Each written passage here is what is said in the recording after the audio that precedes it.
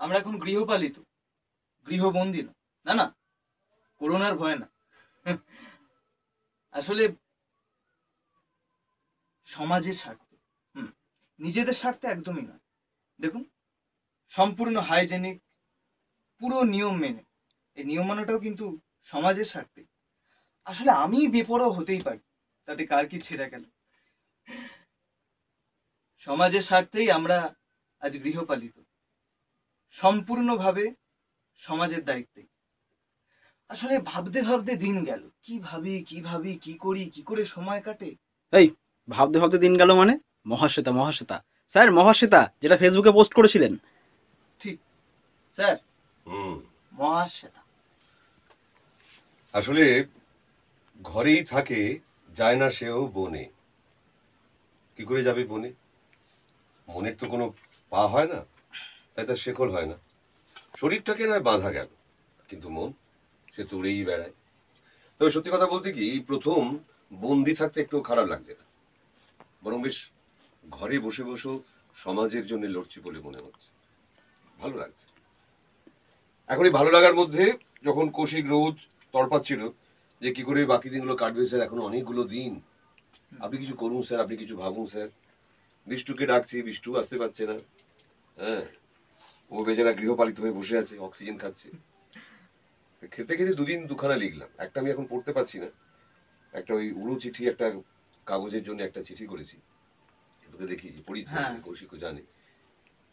তারপরে কৌশিক বারবার মহাশ্বেতার কথা বলে, স্যার মহাশ্বেতা অনেকদিন লিখছেন না, অনেকদিন লিখছেন না। করতে করতে মহাশ্বেতা 16 লিখলাম। আসলে মহাশ্বেতা আমাকে লিখতে হয় না, অনবরত সে আমার সঙ্গে থাকে, শুধু কথা হয়ে বেরিয়ে আসে। এটি কবিতা নয়, এটা কবিতার মতো একটা অনুভূতি। পড়ে শোনাই।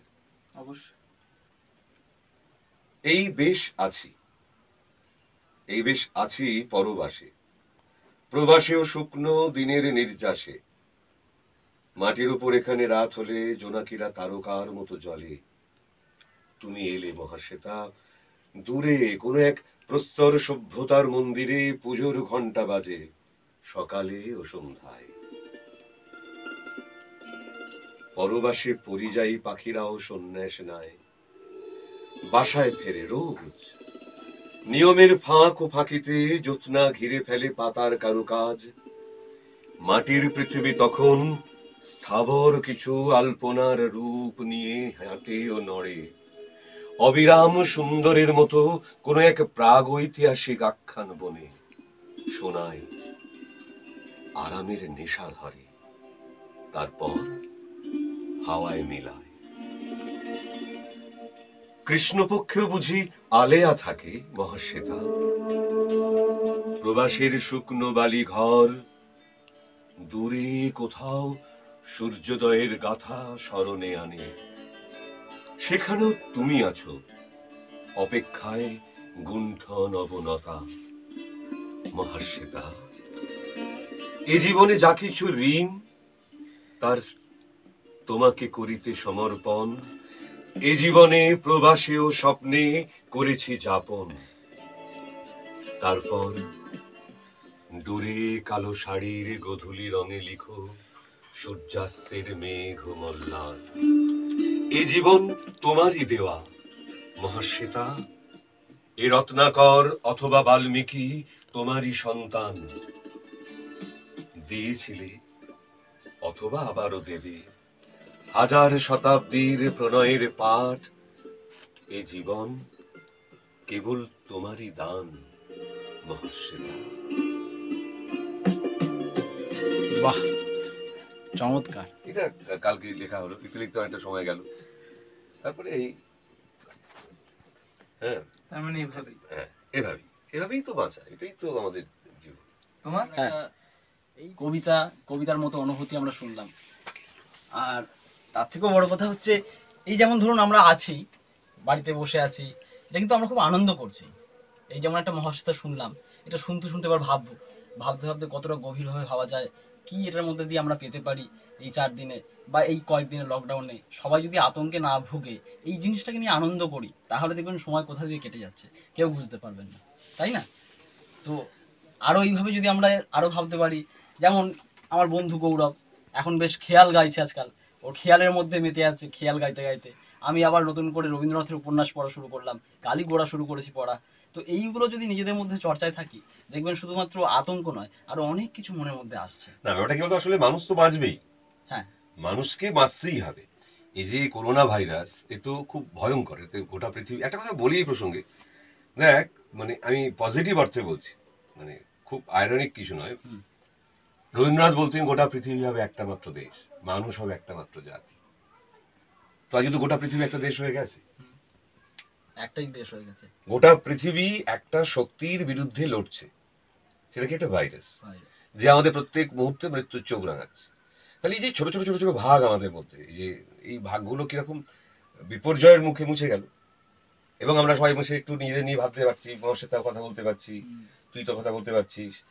এই অবকাশটাও আমাদের খুব দরকার ছিল। সুতরাং আমি মনে করছি না যে করোনা আমাদের জন্য, মানে আমাদের জন্য খুব খুব একটা একদম ভয়ঙ্কর কিছু হয়ে গেছে। এখন সেই নিয়ে সারাদিন এই যে মেসেজ আসছে করোনা, সতর্কতা, সচেতনতা, এই নিয়ে আমাদের নিশ্চয়ই সচেতন থাকতে হবে, নিশ্চয়ই সচেতন থাকতে হবে। কারণ এই পৃথিবীতে আমাদের বেঁচে থাকাটা আমাদের জন্মগত অধিকার, এবং সেই জন্মগত অধিকারটা রক্ষা করবার জন্য আমাদেরই সচেতন হতে হবে। এটা যেমন ঠিক, ঠিক এটাও ততটাই ঠিক যে আমি ভয়ে হাত পা গুটিয়ে নিয়ে আমার জীবনটাকে মৃত্যুটাকে যদি শেষ করে ফেলি, তাহলে কিন্তু আমাদের মৃত্যুর জন্য, সমাজটা শেষ হবার জন্য কোনো ভাইরাসের দরকার হবে না, আমরা নিজেরাই একটা ভাইরাস।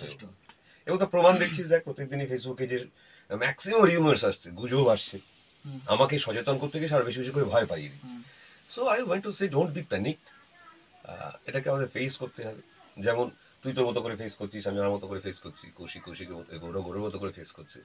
সো আলটিমেটলি আমরা থিয়েটার করি, আমাদের থিয়েটারের পার্টই হচ্ছে এইটাই, যে মৃত্যুর মাঝখানে দাঁড়িয়ে তুমি যখন সোজা হয়ে দাঁড়াতে পারছো, তখন তুমি একটা নতুন দিনের কথা বলতে পারছো।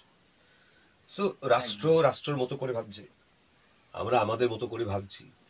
এইবারে আমরা যারা থেকে যাব, যারা মানে থেকে তো যাবই, মানে পৃথিবীতে এমন কোনো ভাইরাস জন্মগ্রহণ করবে না কখনো যে মানব সভ্যতাকে নষ্ট করে দেবে, আমাদের এই যে সৃজনশীল মনগুলোকে সৃষ্টি করে দেবে। সুতরাং থাকবোই, এ বিষয়ে কোনো সন্দেহ নেই। কিন্তু যেটা বেশি বেশি করে বলবো, সেটা আমার উদ্দেশ্য হচ্ছে এটাই, যে আমাদেরকে আমাদের মতো করে থাকতে হবে, এবং সেই থাকাটা কিন্তু আমরা চাইলেই করতে পারি, যদি শুধু ভয় পেয়ে নড়ে না যাই। যে হিল গয়া ও গয়া, তাই কেন?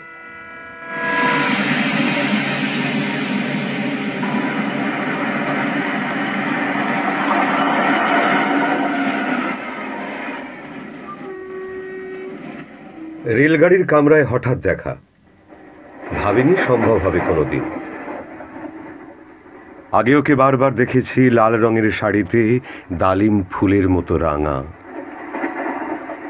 আজ পরেছে কালো রেশমের কাপড়, আঁচল তুলেছে মাথায় দোলন চাঁপার মতন চিকন গৌর মুখখানে ঘিরে।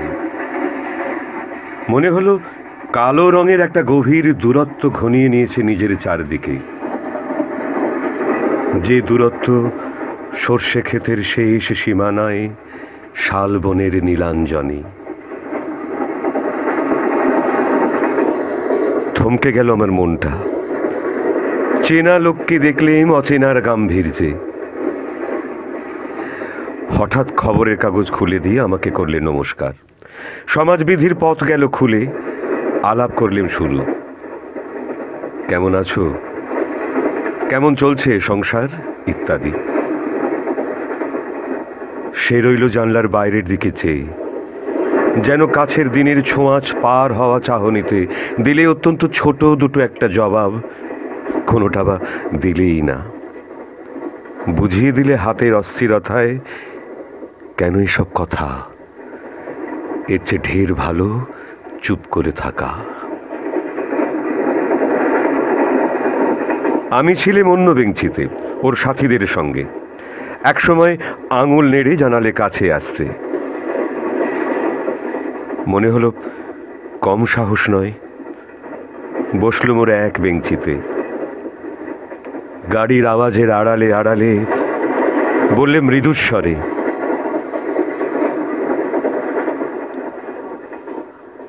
কিছু মনে করো না, সময় কোথা সময় নষ্ট করবার,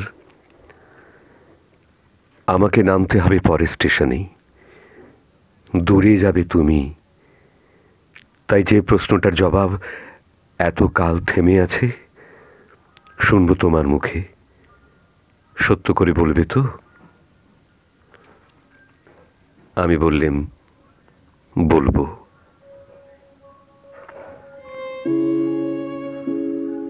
বাইরের আকাশের দিকে তাকিয়ে শুধালো, আমাদের গেছে যেদিন, একেবারেই কি গেছে? কিছুই কি নেই বাকি?